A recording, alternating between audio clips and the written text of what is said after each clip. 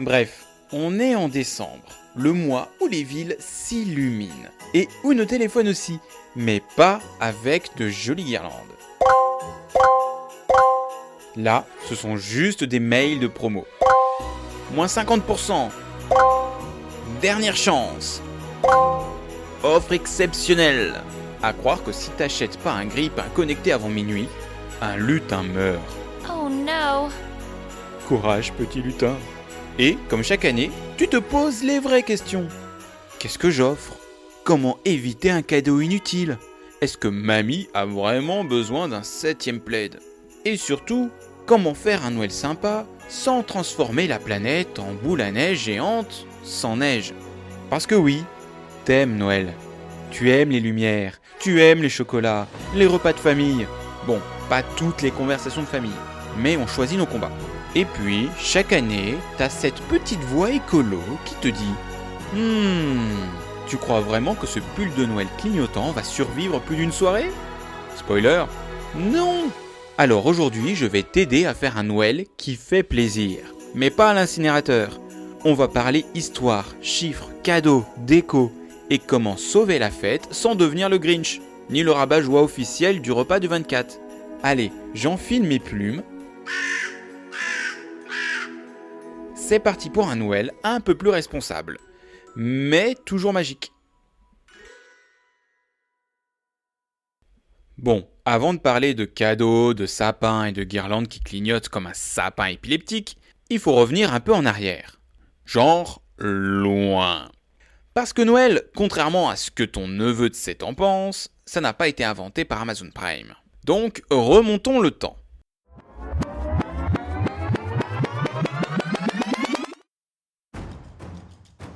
Le sapin décoré, ça vient des peuples germaniques, avant même l'époque romaine. À l'époque, on décorait des arbres pour célébrer le solstice d'hiver, le retour de la lumière, de la vie, de la chaleur. Bref, l'ancêtre du « laissez-moi croire que les jours vont remonter ». Et puis, au Moyen-Âge, à la Renaissance, la tradition se christianise, se déplace, voyage. Au XIXe siècle, boum, explosion en Europe. Le sapin devient le symbole star. À l'époque, il n'y avait pas de guirlandes LED multicolores, juste des vraies bougies. Oui, des bougies, sur un arbre sec. On a survécu à ça. Franchement, on peut survivre à la sobriété énergétique. Pendant des siècles, Noël n'était pas synonyme de cadeau. Peut-être une orange, un jouet en bois, un truc fabriqué par un oncle qui savait tailler le bois, mais pas forcément faire des cadeaux esthétiques. Les cadeaux massifs, le déballage frénétique, le montage de jouets sous le sapin, ça arrive vraiment au XXe siècle. Industrialisation, grande distribution, publicité, et surtout... Ho, ho, ho. Oui, toi aussi tu as pensé. Le Père Noël Coca-Cola, version 1931. Je dis pas que c'est sa faute, je dis que le gars a bien boosté la consommation. Parce qu'après-guerre, dans les années 50-60, l'idée du cadeau pour tous devient un signe de prospérité. Puis, dans les années 80-2000, le marketing transforme Noël en marathon de l'offre promotionnelle. Résultat ? Aujourd'hui, un Français dépense en moyenne entre 500 et 600 euros pour Noël. Et une partie de ses cadeaux finit, pas sous le sapin, mais sur Vinted le 26. Oui, bon, tu vois très bien ce que je veux dire, hein ? Bref, Noël a beaucoup évolué. De fête du solstice, à fête religieuse, à fête de la consommation. Et aujourd'hui, on essaye de le réinventer. Plus simple, plus humain et du coup plus durable. Et tu vas voir que c'est pas si compliqué. Allez, on passe aux chiffres. Prépare-toi, ça pique un peu. Bon, on a fait le voyage dans le passé. Maintenant, on parle aux chiffres d'aujourd'hui. Et accroche bien ton bonnet parce que certains ont un goût, plus amer qu'un chocolat noir 99% sans sucre. En France, chaque année, environ 20 millions de cadeaux sont considérés comme inutiles. Oui, inutiles. Le truc que t'offres à quelqu'un et qui repart dans un tiroir, dans un placard ou dans le ventre de la déchetterie. Et environ 6% des cadeaux finissent directement à la poubelle. Pas après 2 ans d'utilisation, hein. Direct. Le cadeau express, le cadeau jet lag. Et je parle pas des cadeaux rigolos. Tu sais, les mugs à messages douteux par exemple. Non, c'est rigolo, mais non seulement c'est inutile, mais ça a souvent un bilan carbone plus lourd qu'un couscous royal. Le marché de la décoration de Noël en France ? 1 milliard d'euros chaque année. Oui. Et beaucoup de ces décos sont à usage très court. Guirlandes qui grillent en une saison, boules en plastique fragile, décors jetables. Au total, une grosse partie finit dans des filières non recyclables. Parce que oui, une guirlande LED, c'est un mélange parfait. Plastique, métal, circuit électronique. Le combo gagnant pour dire nope, on recycle pas. Ah, le débat préféré de décembre. Lequel est le plus écolo, Corbeau ? Le sapin naturel ? L'artificiel ? Bon, alors voilà les chiffres. Le sapin naturel, c'est entre 3 et 5 kg de CO2. C'est pas parfait, mais c'est pas la catastrophe non plus. Le sapin artificiel, 40 et 60 kg de CO2 à la fabrication. Oui, c'est beaucoup plus. Conclusion, c'est que pour que ton sapin artificiel devienne moins impactant qu'un naturel, il faut le garder au moins 10 à 20 ans. 20 ans. Oui, 20 ans. Le repas de Noël, c'est souvent le moment préféré et l'impact le plus élevé. Un repas de Noël classique, c'est environ 6 kg de CO2 par personne. Pourquoi ? Parce qu'on combine pas mal de choses. Foie gras, saumon fumé, viande, fromage, dessert, bulles et parfois rallonge de dessert. Le saumon fumé, lui, est environ 4 fois plus émetteur que du poisson blanc local. Oui, je sais, ce cri n'a rien à voir. Mais je voulais symboliser la douleur d'un saumon mal pêché. Bref, aujourd'hui, c'est beaucoup de plaisir et beaucoup d'impact. Mais t'inquiète, une bonne partie de cet impact peut être réduit sans sacrifier la magie. On passe maintenant à la meilleure partie. Les idées cadeaux écolos qui font plaisir. Pas au recyclage, pas à l'incinérateur, à la personne à qui tu offres. Bon, on a vu les chiffres et on a grincé des dents. Maintenant, place aux solutions. Parce que Noël sans cadeaux, c'est triste. Mais Noël avec des cadeaux pourris, c'est pire.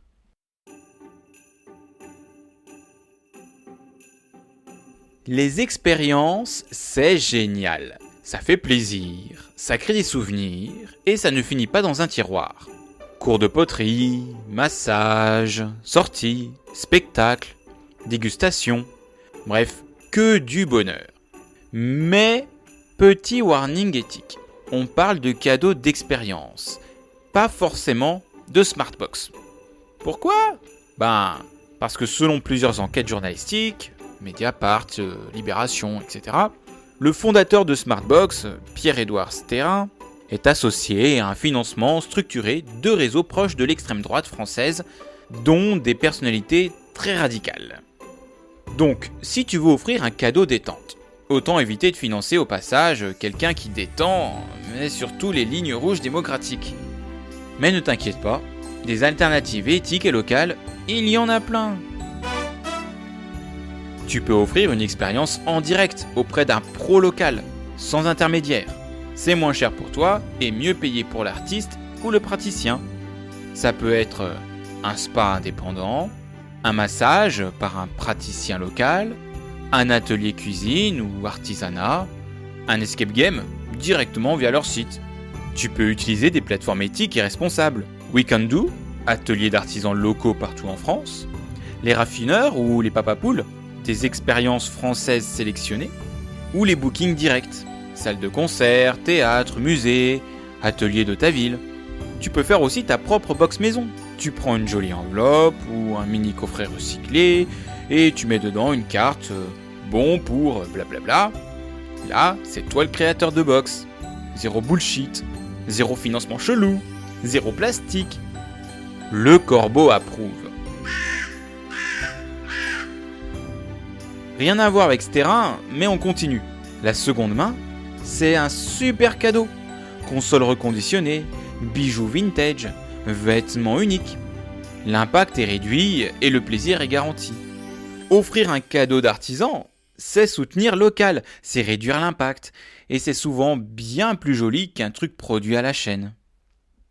Tu peux penser aussi à un abonnement, à un cours, un soutien à une asso. Il n'y a pas de plastique, pas de boss suspect, tranquille. Et si tu fais un cadeau maison, bien fait, c'est touchant. Si c'est mal fait, ça peut être considéré comme un attentat esthétique. Bon, à toi de voir. Bref, les cadeaux écolos, ça existe, c'est beau, c'est utile. Et surtout, ça évite de financer n'importe quoi, que ce soit du plastique inutile ou des projets politiques assez sombres. Maintenant qu'on a réglé ça, on peut attaquer l'autre gros morceau, la déco et le sapin. Et là aussi, il y a des choses à dire.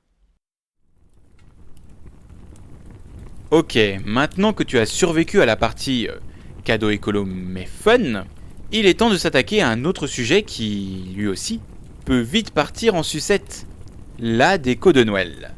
Parce que oui, on adore quand ça brille, on adore quand c'est cosy, mais parfois, c'est un peu comme si ton salon participait secrètement au concours du meilleur déchet du mois. On va pas refaire toute la comparaison sapin naturel contre artificiel. On vient déjà d'en parler et tu as les chiffres en tête. Ou alors j'espère. Quel que soit ton choix, l'important maintenant, c'est de faire durer. Si tu as un sapin naturel, choisis le local. Évite les versions le spray neige qui colle 3 ans. Donne-lui une fin de vie digne. En un point de collecte, pour compostage ou broyage, pas abandonné comme un ex triste sur le trottoir du 27 décembre. Si tu as un sapin artificiel, garde-le longtemps. Longtemps. Répare-le si tu as une branche cassée. Évite les modèles à paillettes qui perdent plus de plastique qu'un collier de perles cassées. Bref, le meilleur sapin, c'est celui que tu respectes, pas celui que tu remplaces tous les ans.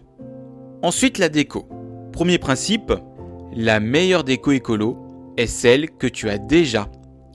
Oui, même cette guirlande que tu démêles chaque année en jurant que c'est la dernière fois. Spoiler, non. Cette année encore. Utilise-la encore. Ensuite, il y a des matériaux à favoriser. Le verre, le bois, le métal, le papier et le carton, le tissu. Et il y a des matériaux à éviter. Les plastiques fragiles, la déco à usage unique, les gadgets lumineux pas réparables, la neige en bombe, qui est le diable en fait en aérosol. Et tu peux même fabriquer ta propre déco avec de la récup. Des branches, des chutes de tissu, des vieux bocaux transformés en lanternes. Le rendu peut être hyper stylé. Et si t'es nul en récup, Pinterest existe pour une raison. Noël, c'est aussi la lumière. Mais bonne nouvelle, les guirlandes LED consomment vraiment peu. Donc pas besoin de transformer ta maison en sapin visible depuis la lune. Une lumière chaleureuse, c'est suffisant. Et si tu veux être hardcore dans l'éco-responsabilité, programme tes guirlandes avec une minuterie. Comme ça, elles s'éteignent toutes seules quand tout le monde dort. Au lieu de jouer un solo lumineux pour personne. Moi, perso, je débranche la guirlande de mon sapin une fois que tout le monde est couché. Déjà parce que on m'a appris que ça pouvait peut-être prendre feu. Et ensuite, bien sûr, pour des raisons écolo. Ensuite, il y a le papier cadeau. On évite le grand carnage. Là aussi, on a déjà donné un chiffre qui pique. Les 20 000 tonnes de papier cadeau jetées chaque année. Donc autant passer directement aux solutions. Papier craft, recyclable et joli. Les tissus réutilisables et classe. Les sacs réutilisables aussi. Les boîtes à conserver d'une année à l'autre. Et les vieux journaux écolos aussi. Le cadeau est le même, mais l'emballage, lui, a déjà fait un effort.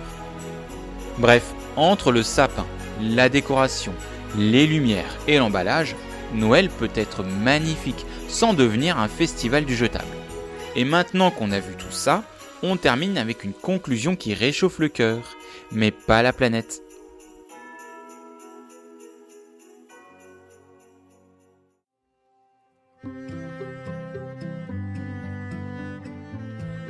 Alors, On a parlé cadeaux, déco, histoire, chiffres qui piquent et même coffret d'expérience pas très net. Et au final, Noël, c'est quoi ? C'est pas une compétition de cadeaux. C'est pas un concours de qui aura la plus grosse guirlande. C'est pas non plus une course à qui fera exploser son compteur Linky en premier. Noël, c'est un moment, un temps suspendu, un espace où la magie tient davantage dans les relations que dans les objets. Et ça, aucune analyse de cycle de vie, aucune étude environnementale ne pourra jamais le mesurer. Alors oui, on peut faire un Noël plus sobre, plus simple, plus responsable, et pourtant plus beau que jamais. Parce que ce qui reste vraiment, ce ne sont pas les emballages, ni les gadgets, ni les cadeaux qui finiront dans un tiroir. Ce qui reste, ce sont les souvenirs, les discussions, peut-être pas toutes, les rires, les repas partagés et les gens qu'on aime. Bref, ce Noël fait plaisir. Fais-le avec cœur, mais pas à l'incinérateur.